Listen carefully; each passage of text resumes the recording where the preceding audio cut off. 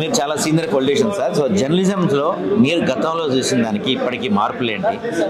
ఎలా ఉంది ఇప్పుడు జర్నలిజం, అప్పుడు జర్నలిజం ఎలా ఉండేది? ఆనాడు జర్నలిజము చాలా సమాజ కార్యానికి ప్రభావితంగా ఉండేది. ఇది ఒక వృత్తిగా స్వీకరించింది. సమాజ సేవకు అంకిత భావంతో పనిచేసే విధంగానే నాకు ఏర్పడ్డాను. కాబట్టి అలాంటి వాళ్ళను తప్పకుండా ఒకసారి సన్మానం చేద్దాము. అదే స్ఫూర్తి ఇప్పటి తరాలకి ఇప్పిద్దాము. ఎందుకంటే జర్నలిజం అనేది ఇది చాలా పవిత్రమైన అవుతున్నటువంటి కార్యం. ఇది పార్లమెంటరీ ప్రజాస్వామ్యంలో 4th సీట్ అంటారు.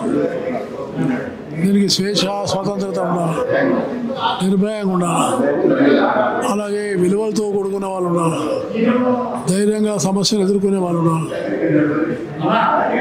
ప్రభుత్వ వైఫల్యాలు కానీ ప్రభుత్వం యొక్క పథకాలు కానీ ఏ విధంగా ఉన్నాయి వాటన్నిటిని కూడా చక్కగా చెప్పగలిగేటువంటి మార్గదర్శనం చేసే వాళ్ళు కావాలి. అందుకని అలాంటి వాళ్ళు గతంలో సమర్థవంతంగా ఉండేది.